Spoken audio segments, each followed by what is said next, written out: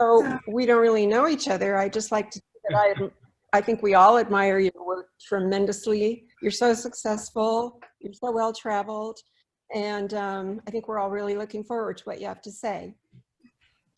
So take it away. Yay. Okay. Nancy told me that I'm usually the quiet one in the back of the room and everyone will be as surprised to hear me talk. And I said, I knew the meaning of the word loquacious when I was 7 years old. No one has ever told me I'm quiet. So if I go 3 hours, you guys can just go to bed and I'll be here talking all by myself. So let's see. Let me try and share screen. See how we're doing here. Are we there? Woo! We are. Oh, wow. And we're not muting anyone, so. High impact start. Okay, so what we're going to do, I think everyone's unmuted anyway, but we're going to leave everyone unmuted. If you want to mute yourself, of course, I think at this point we all know how to do that. Just click your microphone off. But feel free if you want to say anything along the way. I'll probably hit most of your questions, but who knows? So feel free, or we can chat at the end, whatever you want to do. This is going to be a little different than the master's presentations I've seen in the past because there is no hard and fast, you know, it's not a technical topic. It's really kind of it's a talking topic. So I opted to just go through and show you a lot of my images, many of them not good, many of them unsuccessful, some of them successful. But just to kind of give you some examples and then kind of see what I do and see how that impacts you. If it's going to work for you, it works for me usually. So I'll try not to make it a travel log. I'm going to try and keep on topic here, but so we're just going to be jumping around and seeing all sorts of images of mine, and I'll try and tell you what I did, a lot or a little, to allow the people to take the picture. So, oops, I got to get rid of this one little thing here. How do I do that? No, that'll work. So we're going to be talking about not just photographing strangers, but approaching strangers. We're not going to talk about any kind of surreptitious, you know, using the tilt screen on your camera or anonymous sort of street shooting. That's very valid, of course, too, but that's not what our subject is. This is going to be actually interacting with people at least the tiniest bit in order to get their permission to take the pictures. So we'll be looking at successful, like I said, successful and unsuccessful examples. The first section, I'm just going to flip through a lot of images that are basically just random people that I did, in almost every case, almost didn't speak to the people to get the image. At the end, there'll be a little bit more interaction. And then we're going to go into two situations that I found very intimidating. And if I'm not afraid to ask people to let me take their images, and I was intimidated, especially in the first scenario we're going to do, I can kind of get a feeling for how maybe some of you feel when you're thinking about trying to get permission to take someone's picture. So I picked the middle scenarios. Actually was rather unsuccessful because I did everything wrong. So you get to see what didn't work and why it didn't work. And basically, even though these are in usually more, you know, international locations, the same principles apply anywhere. So we'll just jump in. Whoops, where are we going here? Okay, we're already having technical problems. There we go. So first image is not necessarily a great image, but my point to this one is if you're uncomfortable, don't start with a tough subject. This is some obviously like sausage vendor in France. He just looks like he wants his picture taken, doesn't he? I mean, he's a salesman at a food stall. He's kind of handsome, well coiffed. He's got on orange sunglasses. He's got on kind of flashy jewelry. There is almost no chance this man is going to say no, right? In fact, I think when I asked him, can I take a picture of you and your sausages? By the end, he had sausages wrapped around his neck and he was just being completely ridiculous. So just start easy, you know, don't start tough. Give yourself a break. Or even sometimes, for me, if I haven't been out shooting or it's my first, I pick somebody like this for the first one to kind of warm yourself up, you know. It's your warm-up shots. This one was just a gentleman I was walking in some tea fields in Kenya, and he was probably going to work. He was walking the opposite direction on a path. And just look at that face. Does he look like the sweetest human being you've ever seen in your life? His little Gilligan's hat and his smile. I just said, excuse me, can I take your picture? And he smiled at me, stood there. I shot 4 pictures and he kept going. I said, thank you. End of story. It was kind of an odd thing to do, but he was fine with it. This is just two guys on the street in Cuba, and I just pointed to my camera, they smiled, I lifted my camera to my face, they did that. I shot 4 or 5 pictures, we went our separate ways. This is funny, sometimes I can't move forward. Okay. This is Calcutta, and if any of you have been to India and tried to take pictures of Calcutta, rickshaw drivers, they just want to stand there like little street soldiers, and then they want to tip. We can talk about that later, but I normally don't. I can name on one hand the time I've ever paid anyone to let me take their image. He was just far enough away, as you can tell, that I couldn't quite get to him. There was something in the middle, and I just, again, slowly raised my camera so he had an opportunity to say no. Looked at him, caught his eye, he was fine with it. And he moved his head around and kind of posed for about 30 seconds, all different looks at me, and I waved and walked away. Never stuck his hand out, never attempted to ask for money or anything. He was very handsome. I think he just loved it. This is the one we saw at the beginning. This is just a man sitting on a bench in Mexico City, and I liked his face and his mustache and the crazy earthquake church in the background. And I speak a little bit of Spanish. But I didn't really say much. I just basically walked up and pointed to my camera and I said, can I take a picture of you with that crazy crooked church? He did not answer me. He just nodded like this very dignified yes. Aww. And he sat there and 15 seconds of taking his picture and I walked away. Didn't do any of the things we'll talk about later, of interacting more. This was just simply a smile and ask. Walking across the street in Cuba. I actually went in front of these people's car by accident. I wasn't paying attention. I was shooting something else. And then like any human would be, I got on the other side of the car and I kind of did the, oh, I'm sorry. I got in your way. I didn't mean to. And they said kind of, no worries. They smiled and laughed. And then I kind of smiled back at them. And then I picked up my camera and I pointed at my camera. Can I take a picture of you? And I think they'd had a few mojitos on their way home from church or something, but they had laughing, saying all sorts of things I didn't understand. And we had about a nice 45-second interlude. I got a lot of fun pictures of them and they drove away. This one was a little more dicey. This is in the big slum outside Nairobi. For those of you who don't know me, I live in Kenya, or I was living in Kenya for a while, till COVID. And this one was one of those where you definitely had to ask permission. I mean, like officially ask permission first. Took a little tiny point and shoot. We were in the bowels of this place with a local and had to be very careful because there's kind of that whole poverty porn thing that's a lot of people do there, which I don't really like. And we'll go into that a little more later, but there's even tours that you can pay somebody to take you into the slum now and take pictures. And the residents, as you can imagine, get very upset and they really don't like it. And that's not the kind of photography I like to do. I like to try and kind of I don't want to say glorify, but make people feel a little bit uplifted regardless of their circumstance. And this was a gentleman who was heating his drums. I won't go into the whole story, but Sunday morning to take his drums to church and have these big fires in front of them. And I just asked him, and I was very afraid to even have a camera out, but the guy with me said, no, you can just be very respectful. And I asked him if I could take his picture and he didn't say anything to me either. He just stood there and looked at me. And the reason I put this in is to bring up a point about some people, maybe you don't like people to be looking at you. You don't want the eye contact in your images, or in some images you may not. Even when something like this, it is just a walking by him, in a slum.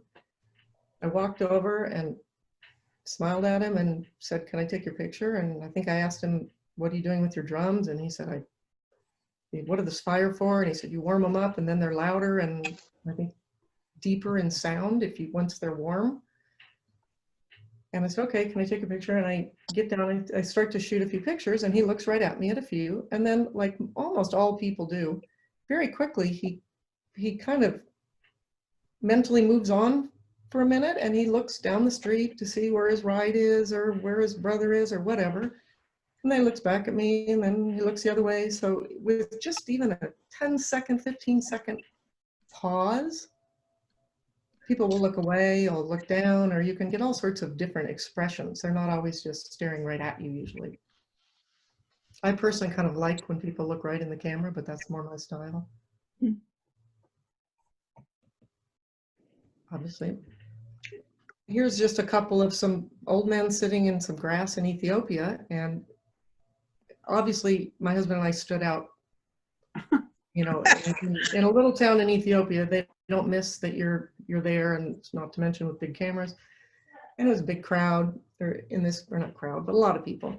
So he sees me from probably 50 feet away, and he has a cowboy hat on. I mean, what an easy entree there to begin with. Why is some guy wearing a cowboy hat in the middle of Ethiopia? So I kind of glance at him because of his hat, kind of see, I wonder if he'd let me take his picture. And he catches my eye a few times, and he kind of has a smile on his face. I think, okay. So I walk over, and I had lost my husband and our guide. I have no idea where they were. I said, okay, well, I'm just going to go over here. And I start gesturing, and I sit down in the grass with him. And he was very flirtatious and nice. Take some images. And he was a gentleman that did like showing him the screen, you know, the old trick, show him the digital screen on the back.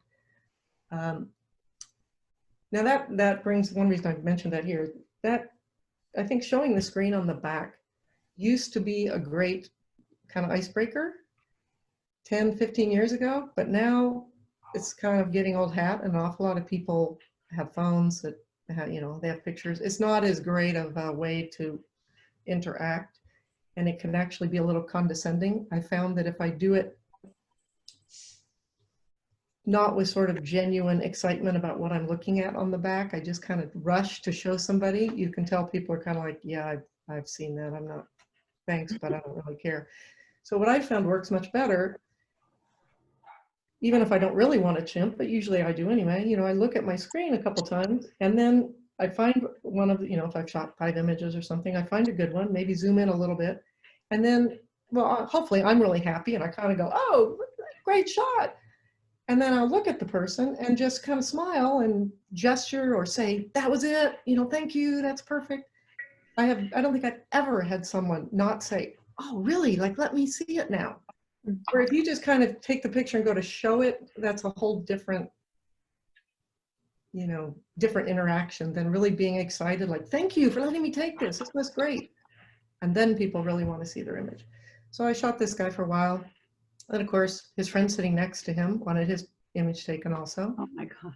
Oh, good. And then there was a bunch of them, so I shot all of them sitting around there, all his pals. And then I'm getting up to leave, trying to find my husband and the crowds. And there's another gentleman standing about 25 feet away, this guy, and he's looking at me, waiting to get my attention to say, like, what about me? What about us? Because he has seen kind of a positive little exchange going. I didn't just walk up and stick a camera in someone's face. I sat down on the ground. I had a little bit of fun for a couple of minutes with, you know, these guys. So I go over, I shoot him, and then he I can't speak to any of these people, gestures me over to take pictures of his family. Wow. They were having their picnic, you know, sitting over there. So I think goodwill and good vibes kind of engender more people to not only want to have their picture, allow you to have their picture taken, but they actually seek you out. I frequently have people come up to me, would you like to shoot? And we'll see a few more of these. It's Phil. I'm sorry? Oh, Oh, Gary walked in the room. oh, hi, Gary. No, we're supposed to have it on. Stick your head in. No. No, okay, never mind. Sorry. Just a barber in India. You know, people have been to India, you know, life is on the street there. And I like taking pictures of barbers all over the world. And I have found, I did a whole little series on barbers in India. And like this particular gentleman, again, I can't say anything to them. I just kind of held up my camera slowly again, so people get a chance to kind of process what you're doing. They don't feel like you're being really pushy. And, you know, kind of watched him for a minute and then kind of gestured, can I take your picture? And he just kind of nodded, went back to work. And I shot a few pictures. I waited till all their arms were kind of in a row like that with the barber behind. I kind of wanted to get that. And then moved on. And there was another barber in India, and the reason I included this particular image was that I did the same thing, and he loved it, and his client loved it, and they were letting me line them up with their faces in the mirror because I had a little mirror tacked up on the sign. But after about a minute, I could see the barber's face subtly change. And he went from loving it to like, I need to get back to business now. And so I think it's important to try and be aware of those clues. People might love it for a very short period of time, but if you go too long, and I mean, they don't get mad at you, but it's just kind of that being respectful part of doing this. You're interrupting their day. So unless they're really loving it, just take a few and move on and say thank you. Yeah. Maasai woman in Kenya. And this kind of goes back to the poverty porn or whatever you want to call it. To me, when I see this image, I see this strong, beautiful woman that 20, 30 years ago could have been discovered and been the next imam, you know, in Paris. Great cheekbones, fabulous jewelry. You can tell from her background, she lives in a very poor, you know, I don't know, their little boma made out of sticks. And if you saw the other images I took, which I did take some of, you know, this scenario a little more, there's dung everywhere. I could barely shoot pictures because there were so many flies getting on my face, and it was so, you know, it's like, oh, you know. But that's not what I was choosing to document. I have a few of those, but I don't know. Those that have been done to me, I mean, I don't know. Anyway, I choose to try and find a way to show people's dignity and respect them, and I really think they can tell. This woman, when I first kind of gestured, can I take your picture? She kind of, well, yeah, and she kind of stood there for a second. And even just in the 15 seconds or 20 seconds I was shooting her, I think just by my facial expressions and kind of being really positive, like, that's beautiful. That's when she kind of puffed up and gives me this really, don't I look great picture, great look on her face. And she has one fly on her face. And I don't mind that, because to me, that's a little bit of authenticity. If this were a, you know, photo shoot in a studio where she's dressed up like that, she's not gonna have a fly on her face. But I really like this image. And this woman was in the same, actually was standing right near her, partially because of the two flies and the, you know, the little sepia kind of toning I did. It's a little more somber image. But I still don't think she felt looked down upon or pitied or exploited. I don't know how you all see it, but I still see it as a woman that has a lot of respect for the way she looks. She's perfectly clean, beautiful jewelry. I have some that show her child. This particular one, I just chose to crop the child out or frame it such that the child wasn't in there. It's definitely a little more serious, but Gorgeous cheekbones again. yeah. Beautiful. Well, you know, Imam, the world famous model, is Ethiopian and was discovered in Kenya. Oh, Just spectacularly beautiful people. Yeah. And these were just two, I don't know if they were their boys, two boys behind them. I was taking their image. And again, I think a positive experience begets more positive experiences. The women were kind of enjoying themselves and kind of preening for me, and the boys walk up, and so they were perfectly fine with me taking images of their kids or their neighbors' kids, whoever they were. And I think because the one is smiling, and they're both really clean, I don't find this as a super sad image, but maybe it's because I do this a lot, and there are a lot of sad things you see, but these people all seemed relatively happy, and I don't know, maybe it's just what you choose to see in it, but I like it because these boys have their scarifications, which is actually illegal in Kenya. You can't do it anymore for a long time. A lot of people still do all these things they're not allowed to do, but these boys have their little traditional scarifications. But the one with the smile on his face and their house in the background, I don't know.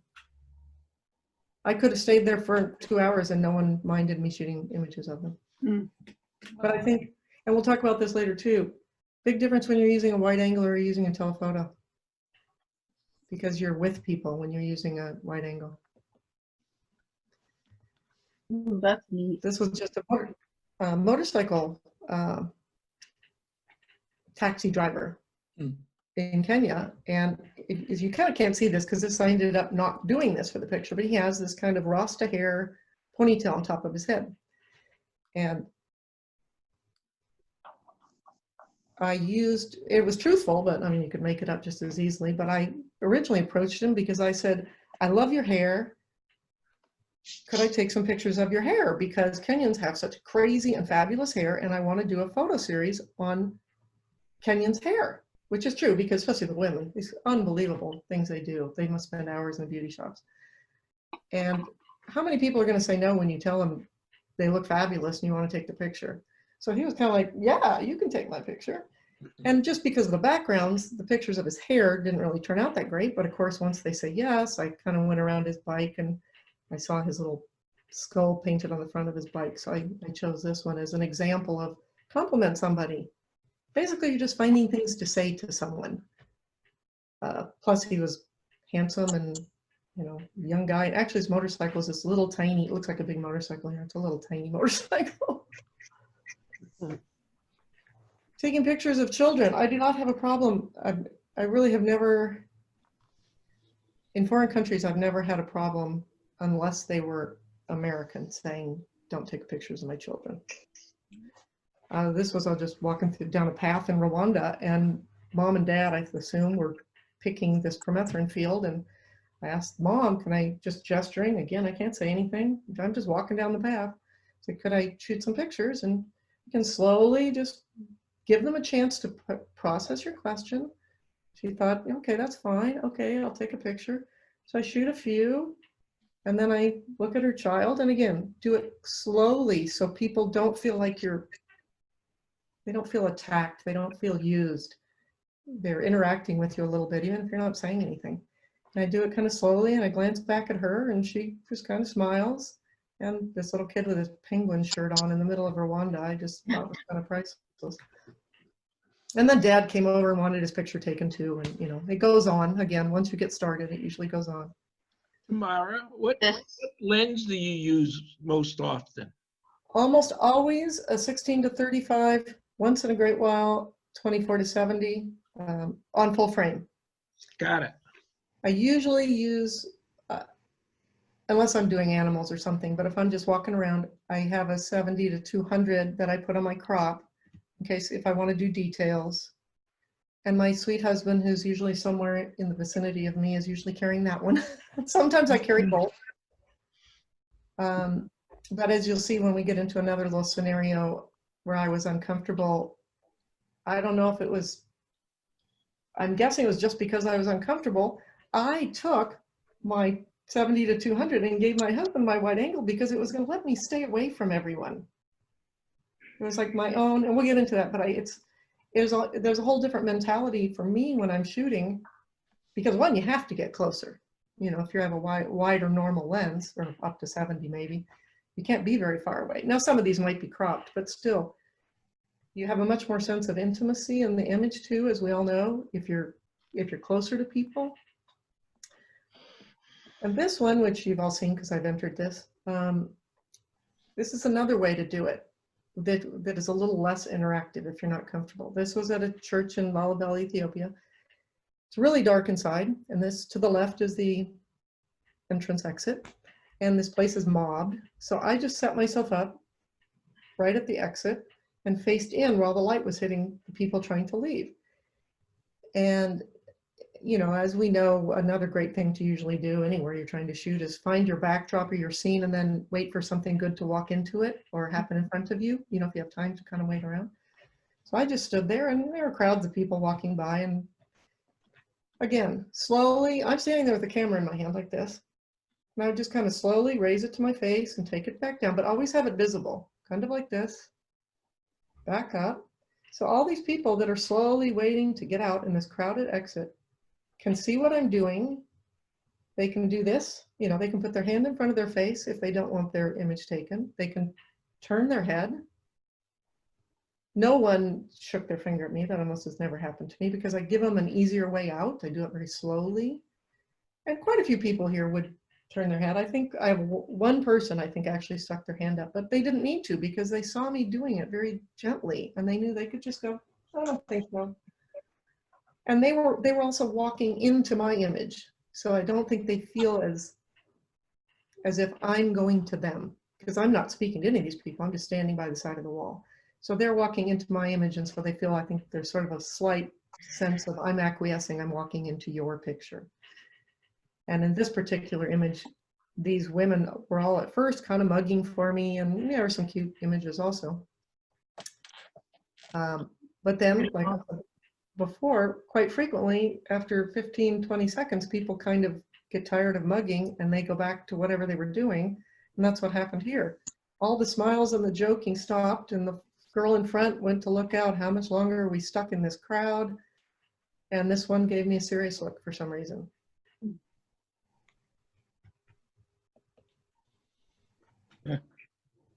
I think I've entered this one too. And the reason I put this one in is kind of sometimes we forget opportunities we have.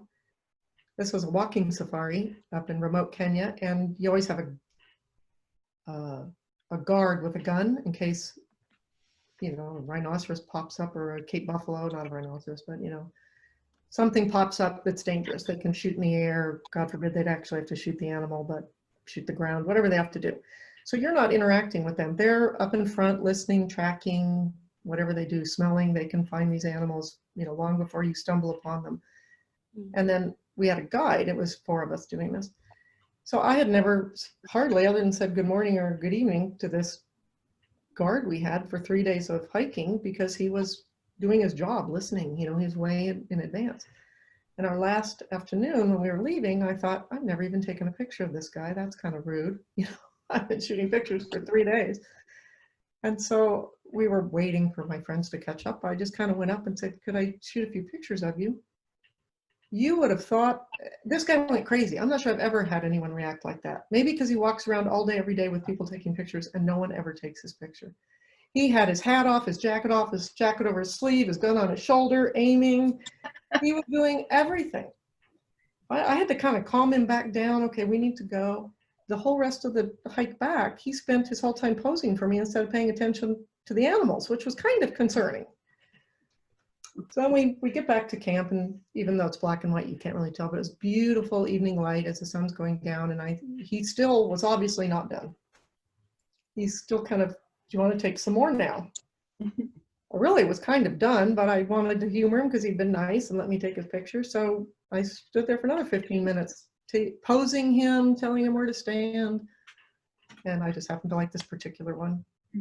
I think I titled it something like Two Sides of Africa or something like that. I don't know. But it was an opportunity I had never even thought of. He was doing something else for 3 days, walking within 50 feet of me, and I never even thought about taking his picture. Whoa.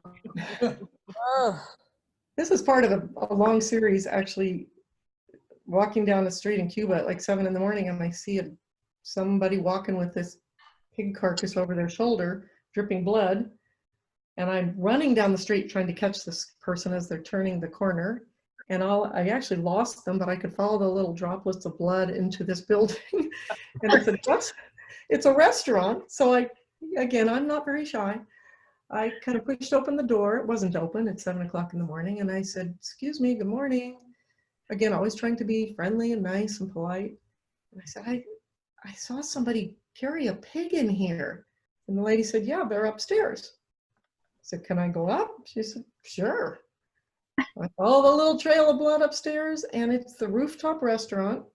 And they're setting up their pork for their barbecue for the night. And they let me shoot them for 45 minutes while they're doing all their things they do to this pig. And one of their sons was just helping and having a fun time with it. And again, they didn't mind, except when I got a little too close and got in the way of what they were doing. And then I could kind of, because I had a wide angle and I was really trying to get in and, you know, get all these, I could kind of see one of them would look at me like, I'm trying to work here. And so I'd make sure I got, just stay out of the way. And then they were fine again.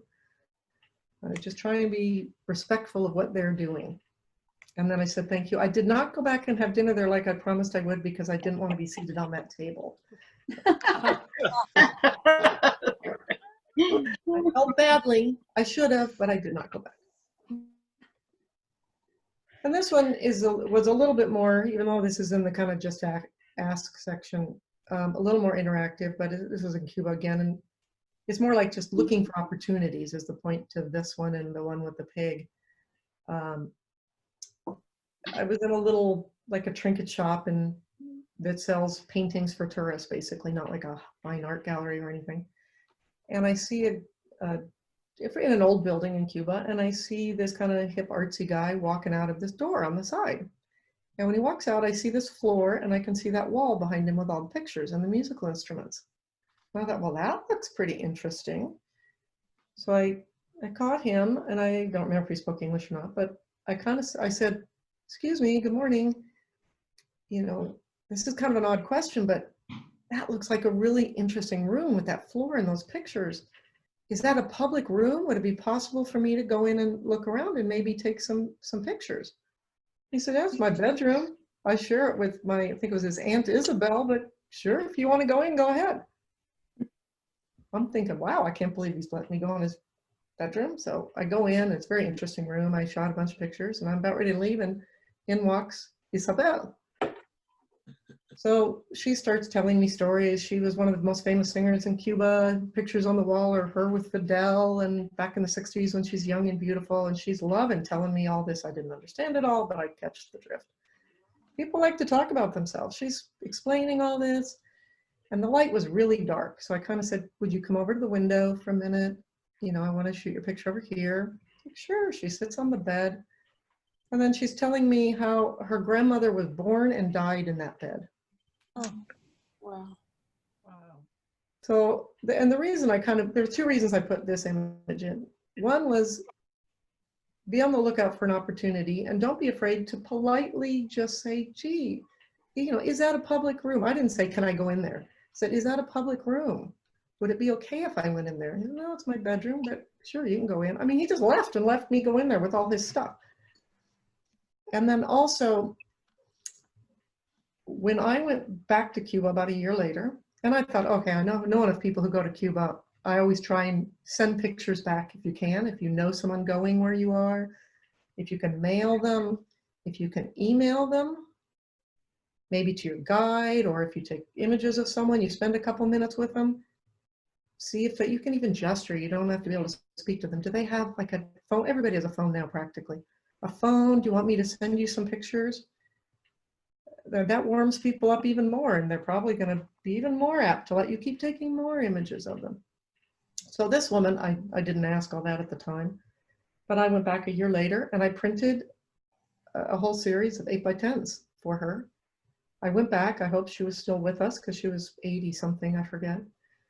And it took me 4 tries to go because she was asleep, she was at the doctor, she wasn't feeling well, whatever. But my 4th try, because I wanted to actually give them to her. I wanted her to know that time you were so nice and you spent time with me versus just kind of giving her the pictures. She was awake, she came out, I showed her the pictures, she was so happy. She said, oh my gosh, these are so wonderful. I'm not as beautiful as I used to be, but still, it's so nice of you. Now I can add that one of these pictures to my wall. And she took me on a tour of the rest of her house after I gave her the pictures. I went off in all the back rooms after that. So again, kind of just giving back, remembering these are people, they're not just somebody you want to take a picture of. So treating them respectfully and nicely, I think it pays off. Some men in Ethiopia, again, I love Ethiopia, as you can tell. And again, stand out like a sore thumb. My husband carrying my big lens. We're standing around in this area, and these gentlemen are looking at me because we stick out, and I look at them and I kind of raise the camera up slowly, smile at them, point to my camera, and they all kind of go, oh, sure, I guess. I'm a little far away from them, then I get closer and closer, and I go up and I sit down on this rock with them, start kind of talking to them, showing them the screen on the back, laughing about their pictures. And then the one man in front points to my husband, who's staying kind of far away so he doesn't mess with my interaction too much. He says, like, is that yours? Is that guy yours? And I said, yeah. And he pats his head and he said, he's bald like me. They all start laughing. So then I wave my husband over. So my husband sits down with them and they start, you know, gesturing, how many kids do you have? How many grandkids do you have? The thing he has in his hand is like a horsetail fly swatter they all carry. He starts showing how he whips the flies off his bald head with the thing. They're having a great time. So the point of this is sort of use whoever you have, whatever you have around you, interact. This is they're talking to my husband at this point. They've kind of forgotten I'm even taking the picture. And then they let me all take individual images of them. So I shot quite a few of them individually too. Mm. So before we get into the other two scenarios that were a little bit more complicated and difficult, maybe I'll say, I just want to kind of go over some things. So obviously you have to evaluate your situation. Is it a safe place to go? If you're on a tour or something, they're not really gonna let you go anywhere that's not safe. But if you're on your own, or hopefully you can branch off from a tour, you know, make sure you're comfortable. But usually, in my experience, it's more my trepidation about the situation than it's really a safety issue, which we'll see going forward. Always look for opportunities, like we were just talking about. And we'll see a lot of missed opportunities here. I'm going to show you some pictures that are basically pictures of what I didn't take a picture of and I didn't pursue. But express genuine, you know, warm interest in your subjects. There's a reason you want to take their picture. And if you, there's that guy, something Gideon, something, Nancy, you know who this guy is. Bruce Glidden, Gilden. There's some guy in New York who like runs up and sticks a camera in strangers' faces and gets the look on their face when he does this obnoxious thing. Obviously, he's a lot more famous than I am, so he's doing something right, I guess, but that's not what I like to do. I think if you, even the least amount of interaction and curiosity, if you want to take the picture, there's some reason, so let them know why you kind of want to get to know them and take their picture, and they're going to respond well. And you can do that with any kind of question, what they're selling, what they're doing, where are you, ask for help, get out your map, ask them how you cook this vegetable, whether you're miming or whatever you're doing, any excuse to try and communicate with people. Offer help. You'll see coming up here how we offered help, and I think it really helped in the situation we were in, that we had offered help to people. And basically have fun. Try, if you're a little nervous, just try and let the nerves, you know, roll off your back and have some genuine fun, because everybody's human. They can tell if you're having fun, they want to interact with you too. And use props. Use your camera. We were talking about that. It's an icebreaker to begin with. Animals, people, anything you have. One time I pretended to be interested in this guy's cow. I was right up in this cow's face, taking pictures of his snout. And then I kind of look at the camera and I'm laughing because I take a picture of the cow's snout, you know, or whatever cows have, I don't know, nose, right up close. And I look at the cow owner and he just thinks I'm crazy. Like, what are you doing? So I laugh and I show him the picture of the cow's snout. He thinks it's hysterical. He's never thought about his cow, you know, this close to his snout. So pretty soon I could get the cow owner over there with his cow and the whole scenario starts unfolding. So anything you can think of to interact is the key, really. So we're going to do two little scenarios here. And this one, I got some okay images, but it's mostly, to me, it's a lot of missed opportunities. It's a camel market in rural India. It's not Pushkar that's got 1 million tourists there. It's still big, but it's a smaller one. There may have been tourists. I never saw one. I never even saw a woman, much less a tourist. And I basically did everything wrong in this scenario. When we pulled up, we had driven 3 hours to get to this place. We had no time. I was rushed. I get out of the driver said, I need to stay with the car. So right there, it set me up to think, why? Is this not safe? You know, is this dangerous? Or something. It just made me like tighten up. And instead of just asking him, is this okay? Is this safe for me to walk around with my cameras? I'm quite sure he would have said, sure, I wouldn't have brought you here if it wasn't, but I didn't ask, so I didn't calm down. So I went in uncomfortable. I rushed through. Because I was uncomfortable and rushing, I used my telephoto the whole time. I never used a shorter lens. Camera which made the camera a barrier maker more than a barrier breaker. And a camera can be either thing. Like we were just talking about, and we all know, it can be a barrier breaker, just the act of asking to take someone's image. But then if you use it to stand 25 feet away and snap pictures and never actually communicate in any way, shape, or form with these people that you're taking a picture, then all it is a barrier maker. It's just keeping you far away from them and stopping you from interacting. Not to mention the images aren't as good when you shoot with a telephoto usually. And it also kept me from interacting with anybody when opportunities arose because I was 20 feet from them with a telephoto. So it wasn't very natural and I didn't do it. And this just brings up a point too, and before we go to the next one, this does apply anywhere. I was walking in San Rafael down the street and there were these nice light and some bushes. And there was a lady walking towards me with this crazy purple hair. And I just said, this is a really weird question, but would you mind posing for me in front of these bushes because this light is so gorgeous and you have such cool looking hair?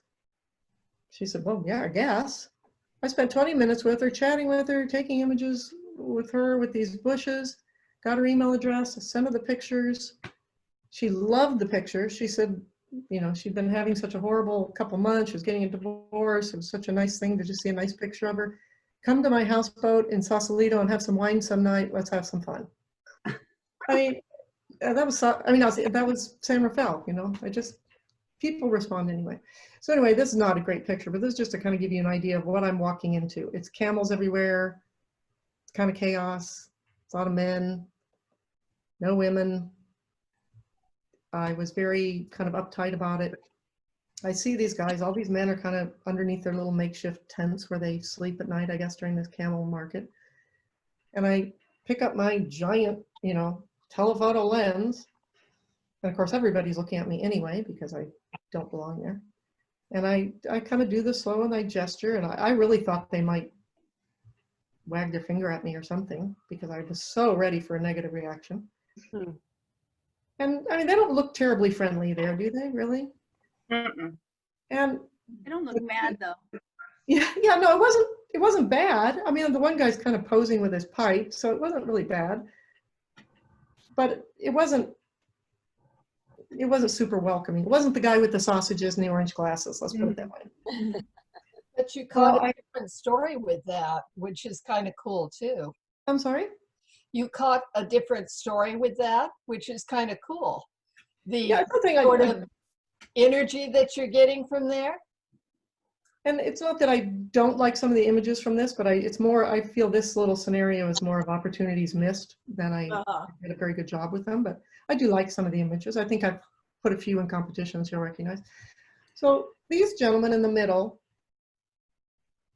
when you're looking for opportunities, trying to size up your scenario, your situation, I think is a little bit important, and it's kind of the same thing. But it was very obvious to me very quickly that these two guys were in charge of this group, whether it was an official capacity or just that's who they look up to or who knows what, but they were like the alpha males. So one of them looked at me, I think it was the guy standing up at first, and he gave me just the slightest nod, yes, like, okay, go ahead. So on my telephoto, I shoot a bunch of the group, and then they sit down, I kind of shoot them. So again, they're kind of posing for me. Okay, they're okay with this. And the guy with the pipe is kind of smoking for me. So, you know, they're okay with this.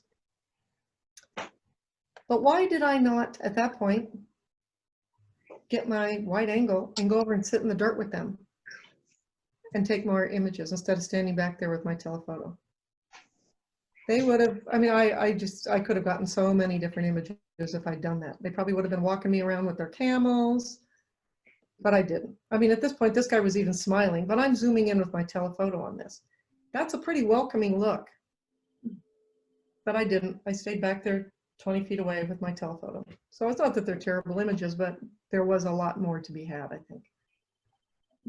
And they have that red eye from the Rajasthan dust, I guess, from just living out in the, they all were like that. Everybody had the red eyes. First, I thought they were all stoned, and then I realized everybody looked like that. So I don't think that was the problem, but I know, like this gentleman, if he was in the scene where they were all sitting under their little lean-to tent, he had been sitting under there too. So at this point, he kind of walks out by himself. So he kind of wanted his image taken too, I think. He walks out and he poses for me. He's not mad at me. He walks out and looks at me and does that.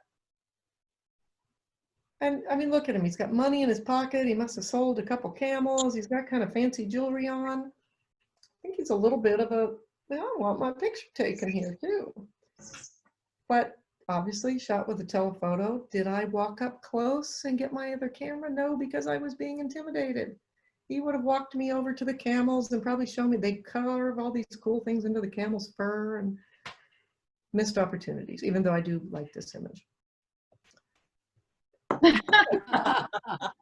I'm walking by, I'm leaving at this point. I'm kind of like, okay, I'm still nervous. I just hadn't calmed down, even though it wasn't like things were going badly.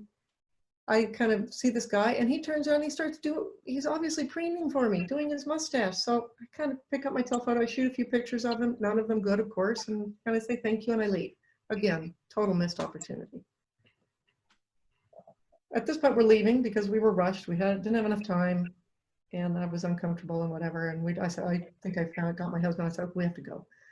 So we're walking out and this gentleman on the right, this older gentleman, comes up to me and he says, like, please come over here, take our pictures.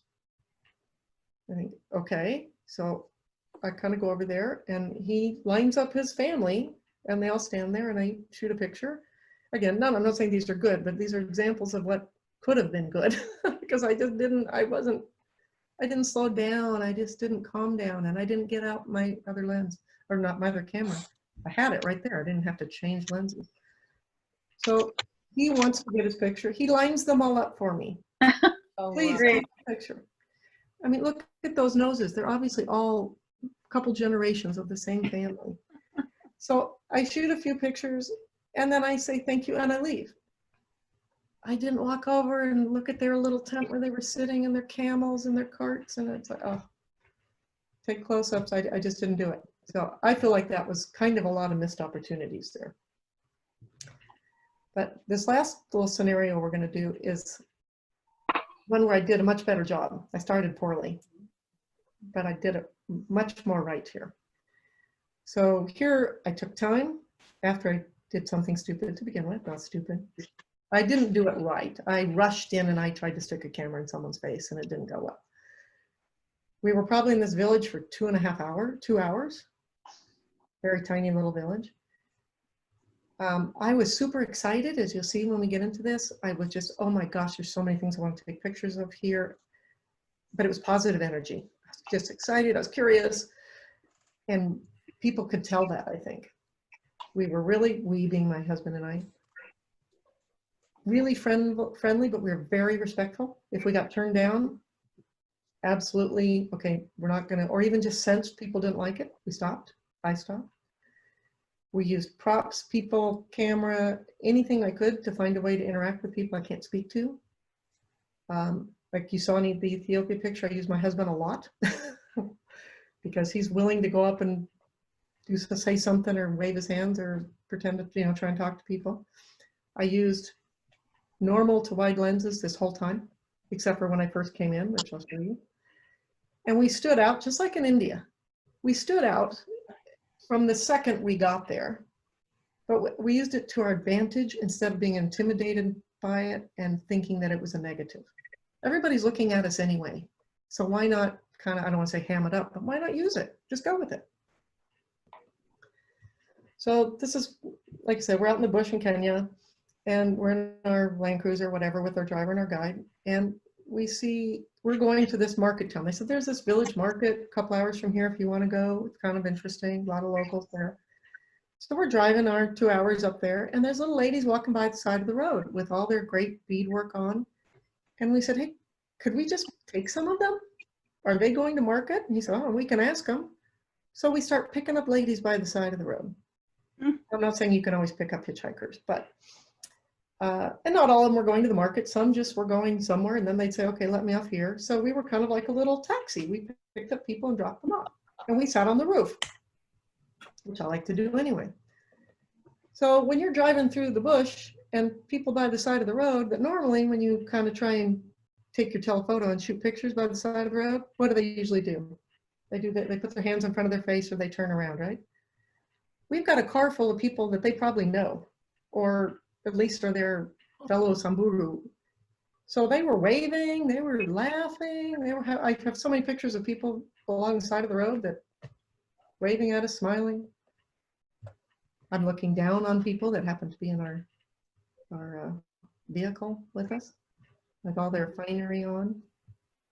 And I doubt any of these ladies would have said yes if we had not had them in our car. Women generally tend to be, at least in a lot of places I've been, more reticent to say yes, especially if they're in a culture where the men are supposed to kind of decide things for them.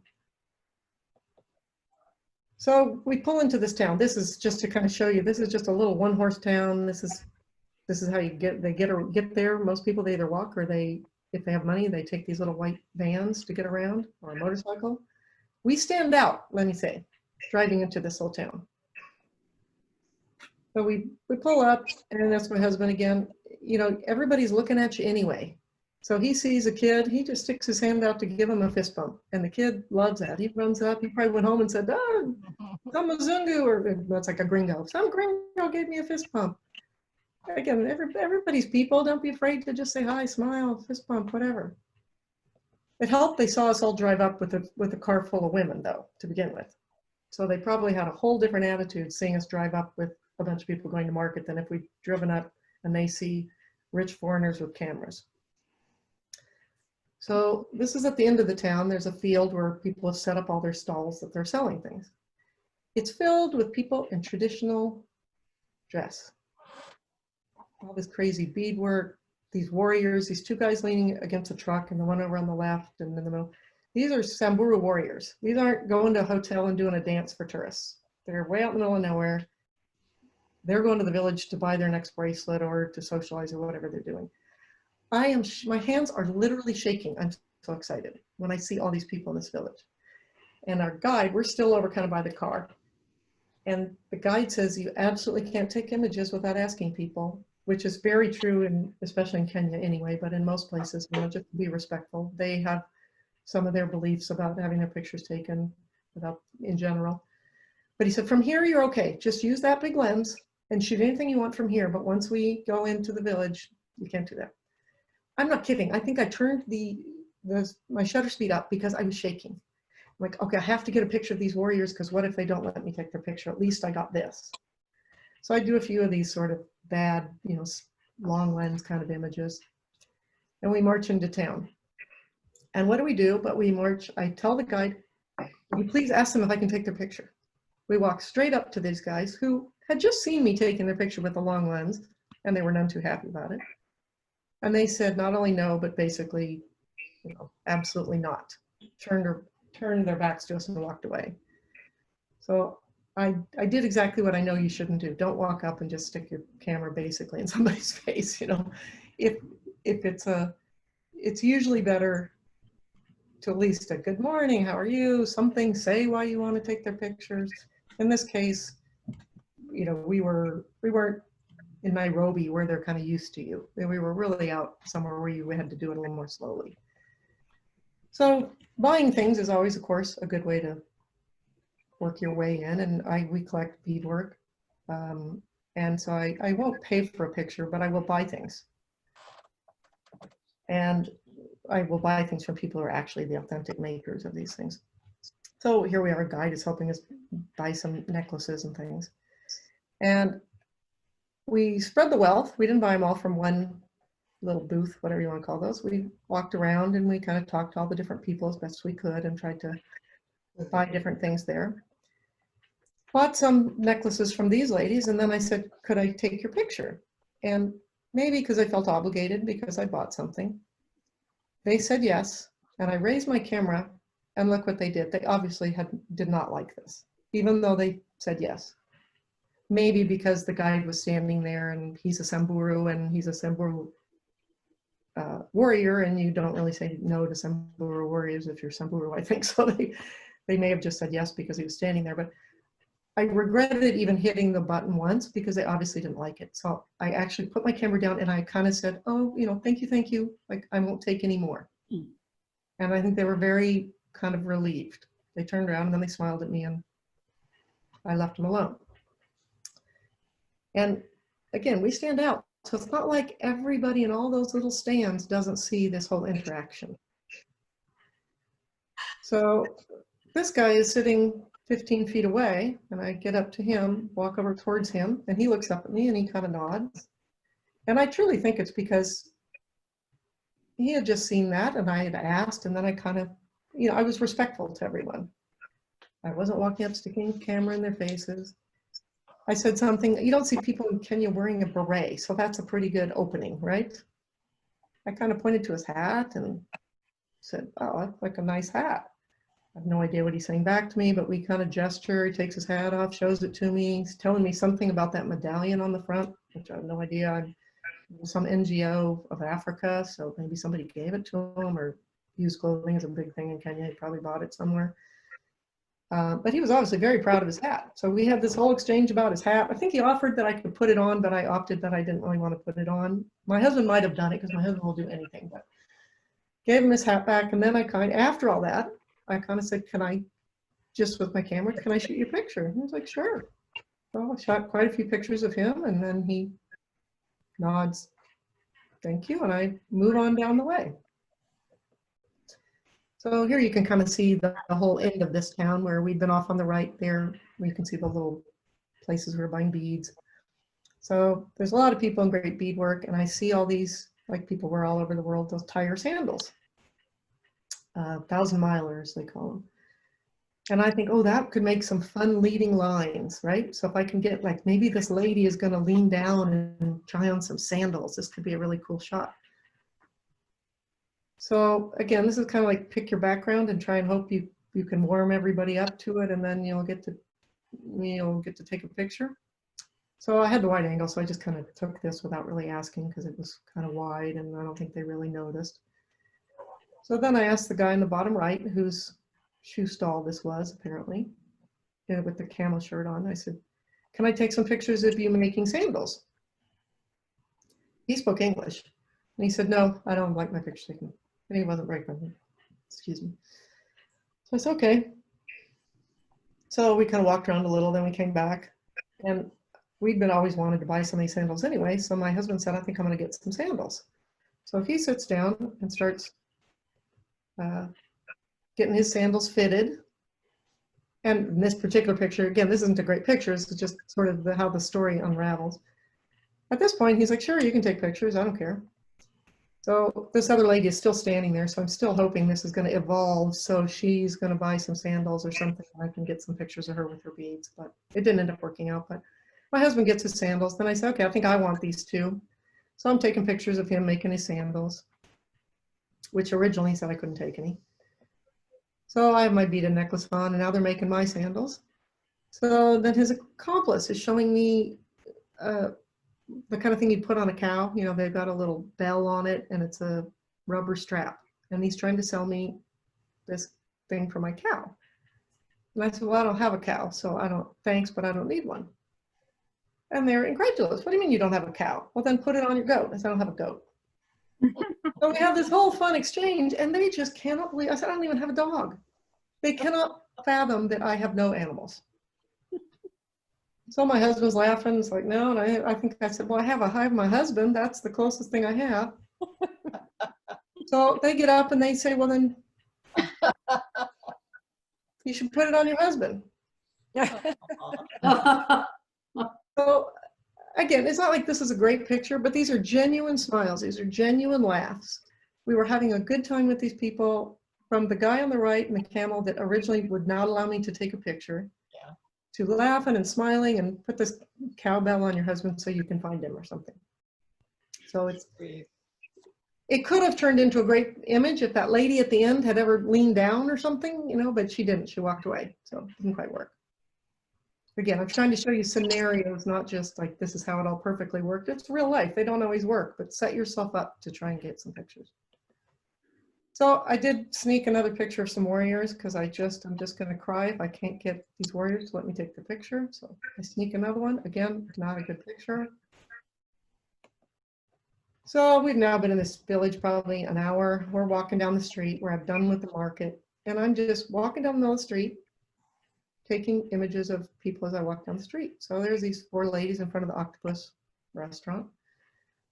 Again, I just kind of gesture with my camera. I don't speak Samburu, can't say anything to these people. Lift my camera up. And I mean, look at this lady on the left. She loves having her picture taken. I shoot a handful of pictures of them. This is another missed opportunity. Why did I not walk up to her? Certainly the lady on the left, second one in, with all the necklaces on, and probably the other 2 also. They would have let me take their images. That second one in against that fence and the octopus. I bet I could have gone in the octopus restaurant with them. Again, it helps being a woman with women.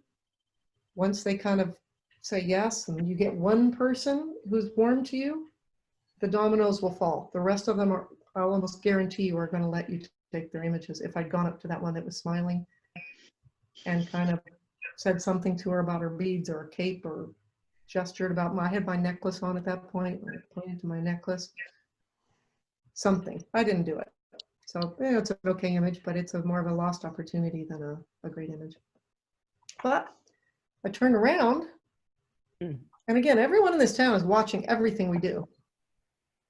I turned around, and these 2 women are walking down this path towards me. And I just turned around, and I did it slowly again, kind of lift my camera up. They didn't really say yes or no, but they saw me doing it because I'm the only one standing in the middle of the road. And they just keep walking towards me. I mean, I have a lot of pictures of them walking right towards me. And they were fine with it. They had seen me with the other people. They'd probably seen me buying things up there. I was kind of a known entity. They were fine. I see these ladies. Kind of shoot from a little bit, I can warm up, shoot a little bit from farther away. They gesture, yes, it's okay. So then I go in a little close. These, I went in closer, which I didn't do on the ladies in front of the octopus. I go in a little closer, and they're okay with it. So they're laughing at me because I have a beaded necklace on. And I think I'm trying to say, look at your necklace is better than mine. You've got the little spangles and mine doesn't have little spangles on it, or whatever. I mean, I can't speak to them. I'm just gesturing and kind of trying to find an excuse to get to know them for 5 minutes. Then this kid walks up, and I kind of try and ask them, is this your son? And I never quite understood. Everybody always says everybody's their son or their mother in Kenya. They find out they're not even related, but he wants his picture taken. He was not exactly what I was looking for with his sucker, but he wanted his picture taken. So I took quite a few pictures of him, and then they liked seeing the pictures of him. They didn't really like looking at pictures of themselves, so I didn't really go there, but they liked looking at pictures of the kid, this older boy.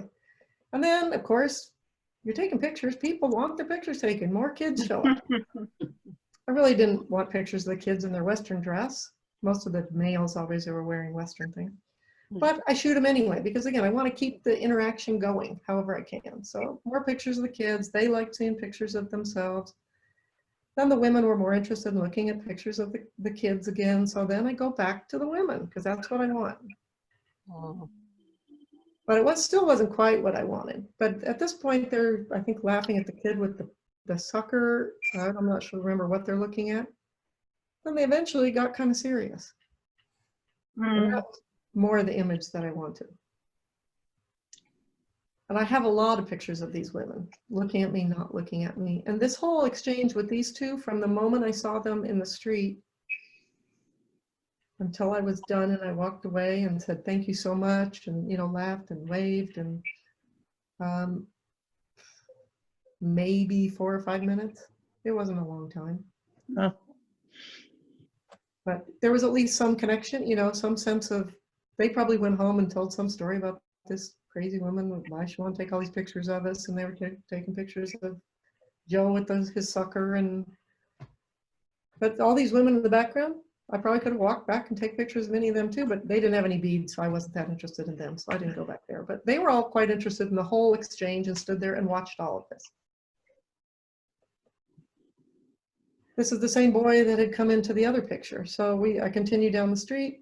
Again, not that it's a great picture, though I kind of like the guy looking out the window in the background. I stood here for a minute because I like the Cave of Good Hope shop. People were fine with me taking images. They had just, well, the whole village, but they had just seen me standing with those other two ladies and this boy and the other boys just 2 doors down. I was kind of old hat by then. They weren't even really paying much attention to me.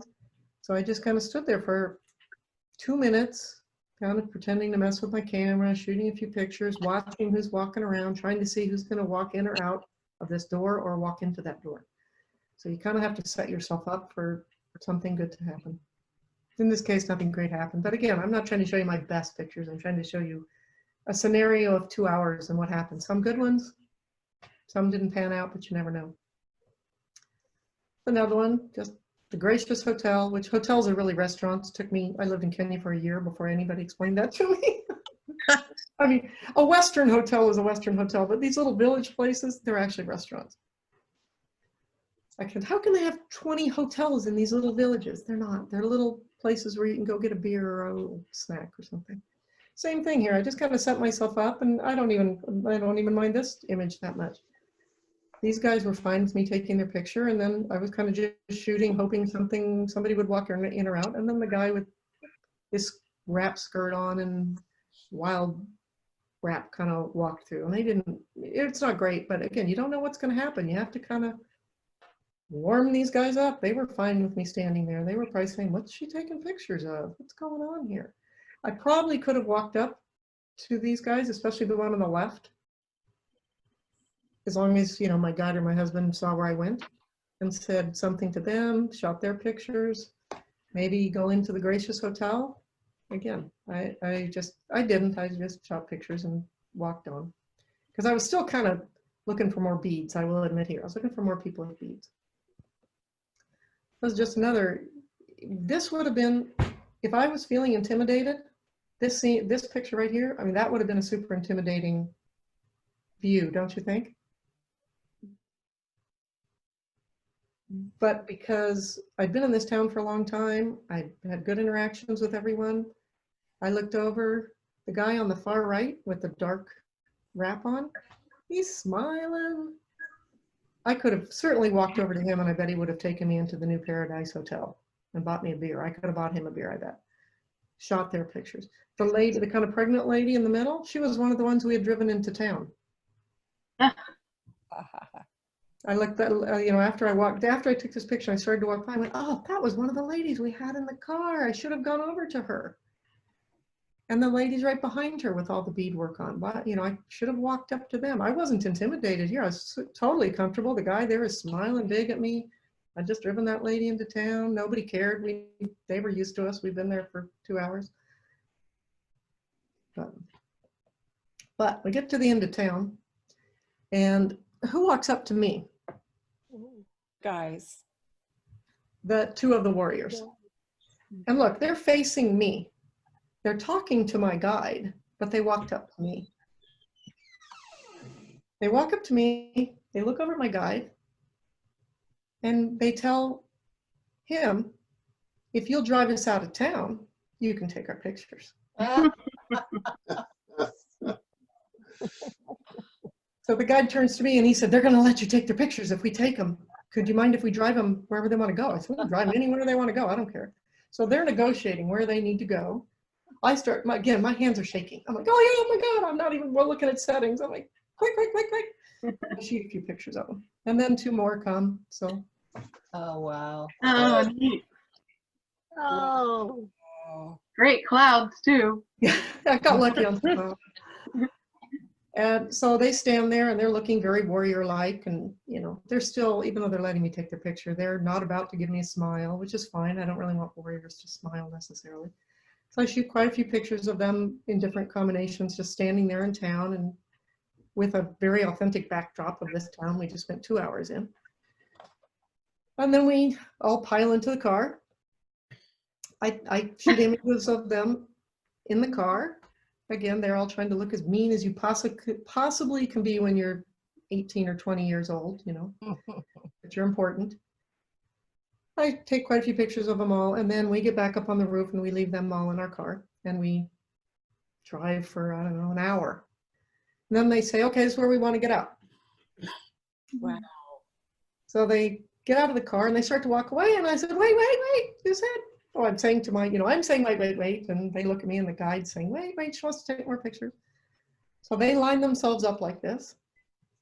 Of course, the sun is terrible. You know, again, you take what you can get, it's midday. But again, you can just tell by this picture, who's the alpha male of this group? No question. Yeah. He was the one who was running the show. He's saying, yeah, we'll let her do this stuff. Now, and look at the guy on the left. He's carrying my belt that I had been trying to buy in town. And I didn't buy. He bought it, but he needs the belt more than I do. So they line up, and then I'm shaking and I'm so excited. I'm like, I can't let them leave. How do I keep them? You know, what do I say? What else am I going to have them do? So I said, okay, I want to take you one at a time. I'm gesturing one at a time. So I spend another 10 minutes shooting, well, another one of them, you know, many of them together. And I shoot kind of portraits of each one of them, all different images of them, one at a time. And while I'm doing this, my husband, who's actually a very quiet person, he's standing behind me with the warriors I'm not shooting pictures of. Whatever, you know, whatever he can do like I do, he's talking about their bracelets with them, pointing to their bracelets, gesturing, laughing, you know, they're asking him how many kids he has. He's gesturing, he has 2 kids. I shoot all these. Then I say, okay, we need another picture together, because now they're having fun with my husband. I said, how about you take a picture with my husband? So now they get together. Now, Alpha Warrior's got his elbow on my husband, he got a smile on his face. So then I asked the guide, will you take a picture of all 3 of us? I mean, all of us together. So he takes a picture of all of us together. Great. Now the Alpha Warrior even has his hand on my waist. Oh, So then I say, we laugh, we take a bunch of these, and I say, okay, now I want one with just me and my guys, me and my warriors, so that, you know, I'm just gesturing. It's like, just us, come on, guys. So then we get one with just us. nice. Way I mean, cool. even now, I get goosebumps looking at a picture of me with real Samburu Warriors in the middle of nowhere with his arm around me. I mean, these guys aren't even allowed, if I remember my Samburu stories, they're not allowed to drink or eat in women's company. There's very strict rules. Wow. Not that they can't touch women or whatever, they can have girlfriends or whatever, but there's very strict sort of interaction rules. And I've got these guys he's got his arm around me, we've got some smiles going on. We had a great time. So my takeaway on all this is, this is the way I do it. I'm not on the hunt for the photograph. I'm really on a hunt for an interaction and an experience with people. And then I try and photograph the experience that I'm having with these people. Versus, I want to take your picture. I want to photograph our experience. And someone who's obviously a much better photographer than I am summed it up well, Annie Leibovitz. When I say I want to photograph someone, what I really mean is that I'd like to know them. Oh, that's wonderful. And I think that kind of, to me, that kind of sums up how I interact with people. It's somebody that I'm interested in, and that's why I want to photograph them. So, thank you. Thank you. That was fantastic. It's really Yeah, great. great. Thank you. And, Thank you. yeah. You're gonna have to go out and try all this. It really does work. You don't have to be somewhere exotic, you know? Question. Do you find a difference as you go around with your husband, being male or female in different situations? Is it better for one or the other to approach? That's a great question. It really depends on the situation and the culture. In America, I don't find that it matters whatsoever. I usually don't have my husband close to me when I'm in the United States or maybe in Europe. There's no big issue there, I don't think. In more traditional cultures, I think it might be, well, I was going to say it's easier for a woman, but that's not necessarily true. If I were a male, and that's one reason I put that in, and I forgot to say it on that image of the, not the octopus, the other hotel where the one man was walking in and there were 3 guys sitting on the steps or whatever. If I were a male, I would have probably marched right up and gone inside the Gracious Hotel. Gracious Hotel, thank you. I was saying, I wasn't the octopus, that wasn't the New Good Hope. But being a woman, and that was obviously kind of like, I don't remember if they really have like men's restaurants and women's restaurants, but you kind of see that, you know, some are mixed, some tend to be one or the other. So as a woman by myself, now if I had my husband and my guide right by me, I would have been more apt to walk up there. But at that point, you know, they were off doing their own thing down the street. So I kind of just snapped and left that. I could have gone up closer. I probably would not have gone in without them, without someone else with me. Even though I was nothing threatening here, nothing would have happened to me in that town at all. I really don't think so. But I don't really know their customs that well. I don't know what would have been the right thing to do. Would a woman really just walk in there by herself? I do know some rules, like Samburu Warriors can't drink or eat in front of women when they're warriors and some of that stuff, but I don't know some of the other little social norms there, and I didn't have the guide close. With children, I think is another, which is probably a question that's going to come up. In some cultures, I think it's easier if you're a female to take pictures of kids. I'm always careful, and I would never take a child, you know, like adults, I will pose sometimes. I will say, oh, do you mind coming over here? I almost put in an image of a guy with a giant stogie, this great guy in Cuba with a great old face. I ran into someone on the street and I just said, can I take your image? I shot a few and it was a horrible background. So then again, it was there, it helped because I could speak Spanish. And I said, would you mind coming over here? There was a blue tarp, you know, one of those ugly blue tarps hanging somewhere. I said, can we come over here? I put him in front of the blue tarp. And he posed for me and puffed on his cigar for 10 minutes.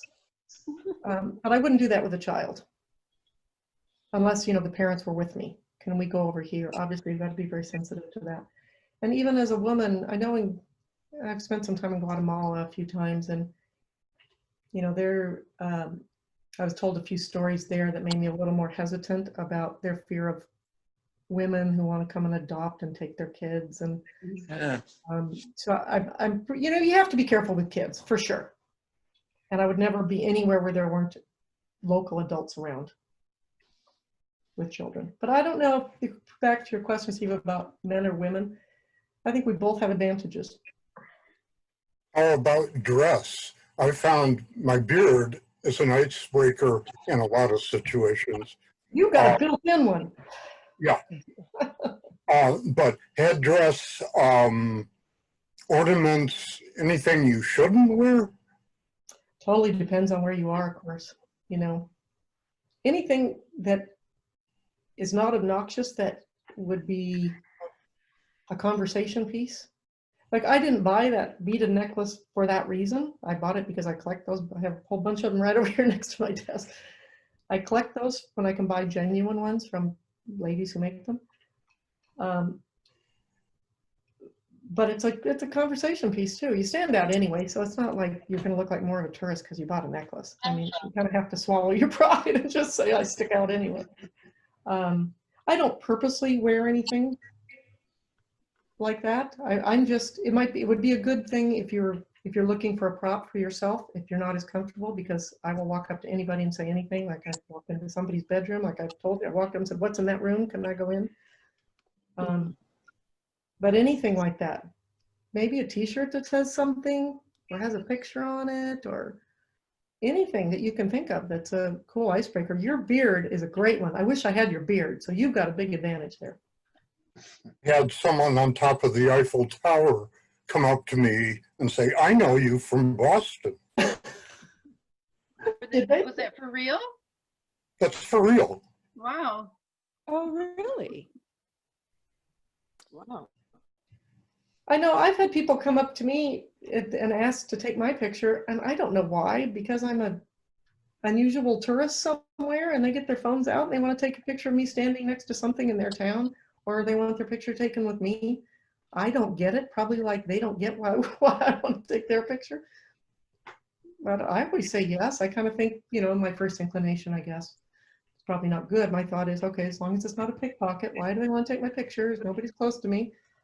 A lot of people just want to take a picture of a tourist. It's good luck in some cultures because they perceive you as being a rich tourist. Or, I don't know, just they hadn't seen a tourist in 3 months and it's an exciting thing to see, who knows? But you yourself, you're kind of a prop too. Like, even if we don't have a beard like yours. I hope you get back to Africa to work some more on all your images. Well, we're certainly going back. We may go back. We're still waiting for our program, my husband's program, to be restarted. But they're saying maybe they may not send us back until there's a vaccine. But I mean, it's a volunteer program. We can go back. It's just the visa issues are much harder. You know, of course, if you're going to bother to go back, I want to stay for a year or 2 years. And it's hard to rent an apartment if you have a 30-day visa. Right. Yeah. So where are you You now? really did a beautiful job of capturing the person, the essence of the person. Oh, well, thank you, Terry. I think that was, I'm not sure who asked that question. Chris. I'm in Seattle now. Before we left for Africa, we were just going for 1 year with a volunteer project that my husband was involved with. We had wanted to downsize anyway in Sonoma, so we put our house on the market and thought if it sells, great, because we actually had a house in Seattle. I'm from Seattle. And we said, well, we'll just move all our stuff into our house in Seattle if this sells, and our house sold in 2 weeks, so we had nowhere to live. So we were kind of like Lou Jean's issue. We're like, oh my, that happened very quickly. So we went on a trip for a month and then we got the movers to bring all our stuff up to this house and smashed everything into a smaller house up here. And which was very lucky because we left Kenya with 48 hours notice because they were closing the airport. They locked down very quickly, and they didn't even have a case yet when by the day we left. They had 3 cases the day we left, but they were locking everything. And Stanford asked us, they didn't ask us, they basically said, you have to leave. We said, do we have to? Can we just stay? And I mean, on our own. And they kind of said, you have to leave. We're not comfortable with you staying. And it turns out we would have been fine staying there probably so far. Tamara, We're waiting to go back. Tamara, could you speak a little bit about your black and white processing? Sure. It's kind of hard without, having something set up to show you, but, when Tim was just doing his master's presentation a couple months ago, and he was talking about how he leaves the saturation up and he puts all the colors down so he can work from there and you have more sliders. I had never tried that. And I just tried that a little bit since he gave us that nice little tip. Thank you, Tim. I don't really do Photoshop. I mean, I mostly just do Lightroom. And I usually just click the black and white button and then I just start playing from there. I like super high contrast, as you can, I tend to go really down on my blacks, down on the highlights. My starting point is kind of down on the blacks, down on the highlights, up on the shadows and the whites. Okay. And then I go from there. And then I do go down to the colors. So I flip back and forth from the color to the black and white to see, okay, what do I want to change the levels of, take that green shirt down or up or whatever, even though it's black and white. I play with it in there. I have tried more recently, I haven't done as much as I should, really trying to consciously expose to the right. I watched some video where they said, if you're not turning it down at least one stop, you're leaving too much information. Mm-hmm. But I have a bad habit, I think, because I'm usually shooting out at horrible times of the day. These warriors are at 1 o'clock in the afternoon. What do I say? Wait till afternoon, wait 4 hours? I can't. So I don't have, I go out at sunrise and sunset, but doesn't tend to be when I find things, unfortunately. Mhm. Your clarity is really beautiful. So Oh. sharp. Oh, thank you. You have I don't preferred know. settings that you like? You know, like what's your normal ISO when you go out in the field like that, say a lit day, you know, just a normal afternoon, or Well, I do keep you, it as, you know, as low as possible, like that. Kenya's always 75 and sunny unless it's, you know, you have an unlucky day. Mhm. So sunny, I always just keep it as low. I think I have 100 is the lowest my cannons go. And and then do you, what f-stop and what shutter speeds you kind of tend towards? I like a really, really shallow depth of field. So I usually leave it on aperture priority or whatever that is for your camera. Mhm. Unless if I'm shooting animals, which I never used to know anything about nature, but after living in Kenya, I can go see lions, you know, after coffee in the morning, 30 minutes from my house. So, you know, I've learned to shoot animals. I would do shutter speed priority, but otherwise I always shoot aperture priority. And I know what I can handhold. And I remember a couple comps ago, I think it was when the Silvermans were judging or something, when he even commented, I don't know how you can handhold, when one of my winning images came up, and he said, I don't know how you can handhold 600 millimeters at, you know, 125th of a second or whatever, but I know what I can handhold, even those big lenses, pretty well. I try and go as high as I can, of course, with a bigger lens, but you know, everything's got so much built-in stabilizers now. I have found I'm actually using too fast a shutter speed most of the time. I can go lower and still hold it still, but that's up to what your, you know, your own comfort level with that. So I always go with aperture just because I like to have the sharp subject, and I like as much as I can blur it out. I don't mind if maybe the tip of the nose isn't perfect, you know, I try and go for the eyes. And then to the end of that question, Stay with. I'm good about pretty good unless I get too excited. Like I'm kind of surprised the warrior pictures turned out because I was literally shaking on those. I do chimp a lot, and I know everybody says you shouldn't do it, but I've lost too many pictures when I look down and go, I bumped something and I just overexposed everything. And I have all my blinkies set up, and I also pretty religiously try and do just like an EV up or down. So even though I'm just going in aperture priority, I'm still picking my own true exposure, because also I need to add a stop and a half to that, and just doing it by changing the EV, whatever EV stands for. Great, thank you.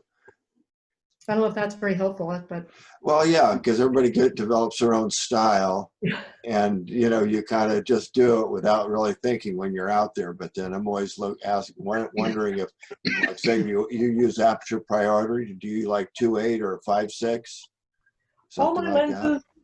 All my lenses are 2.8s, except my 100 to 400, because I didn't want to spend $20,000 to get the fast lens. Yeah.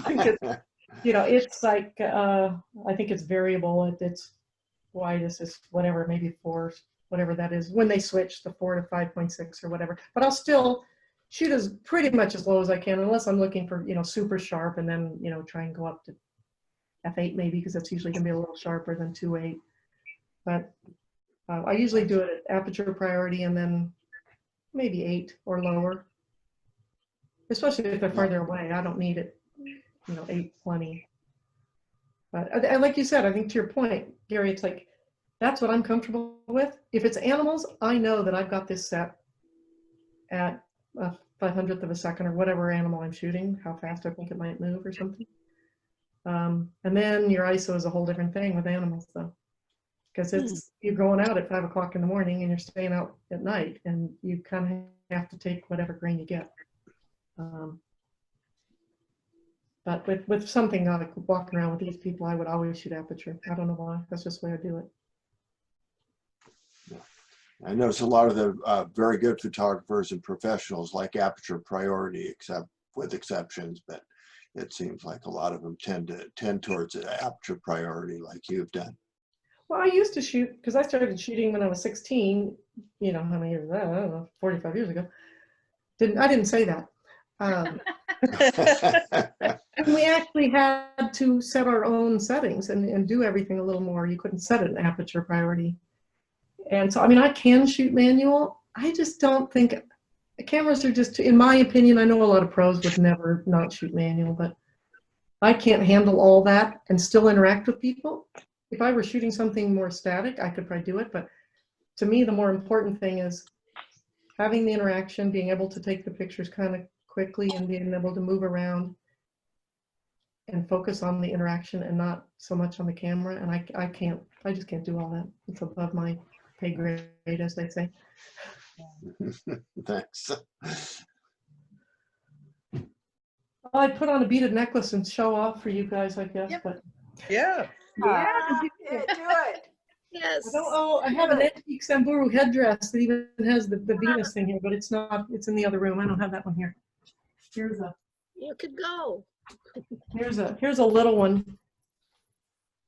I think this might be, no, this is Samburu too. I was gonna say this might be Maasai. I can't remember, but this one's, most of mine are Samburu because I like Samburu.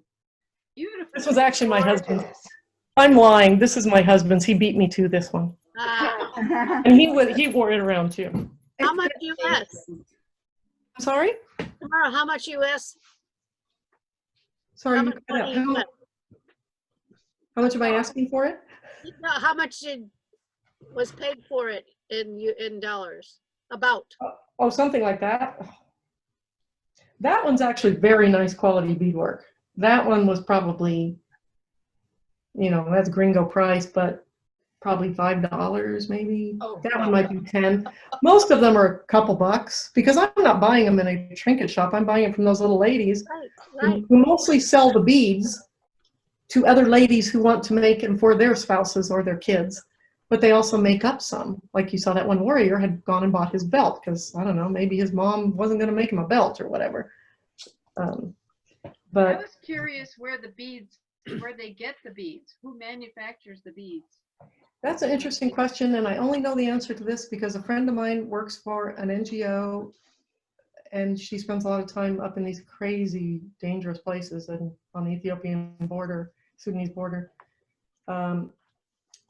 And she told me that almost all the beads now, this wasn't true decades ago, come from, I believe she said Belgium, which made no sense to me. They're actually quite expensive. So she was basically telling me, when you think these things are kind of expensive, when you're buying them from somebody that probably lives on $1 a day, and I'm happy to pay too much for them, I don't care, or a couple dollars a day, to pay $1 like these little bracelets. In fact, we bought all these that day. That was in my scenario. And they're minuscule. They teach you a trick on how to get them on because you can't get, and all you saw those warriors, they were like 8 of these all the way up and down their arms. And they are very thin. Samburu are very thin, as are the Maasai. But there's tricks to how you get these on and off. You have to put plastic bags over your hand and get them wet, or put soap on and then you get them on. And my husband wears one all the time. He just takes it off every once in a while. But, these, I think we paid $1 for these, which was probably way too much. But again, Oh, how I'm happy to pay $1 for those. It used to be Czechoslovakia, and Yeah. the small, fine ones used to be Japan. Yep. I did a lot of bead shows. That's right. That's Of your. course, Nancy. And I used to work for Swarovski, so I kind of know the whole, Czechoslovakia, now Austria glass bead thing, but you're the expert now. But I was shocked that they told me Belgium, but I don't know. That's what she said, so. What an amazing experience you've had, Tamara. Great fun. Everybody come visit me if I can ever get back. And we got a really big place because everyone said they were going to come visit us, and then we only had about 3 visitors. Well, be careful what you ask for. Let's get through this year. Yeah, we just need to Ugh. Get through November. So thank you, Tamara. That was really Yeah. interesting. You're really great. Wonderful. Thank you. All right, thank you. Thanks for listening. I tried to not be travel. Master! That was wonderful.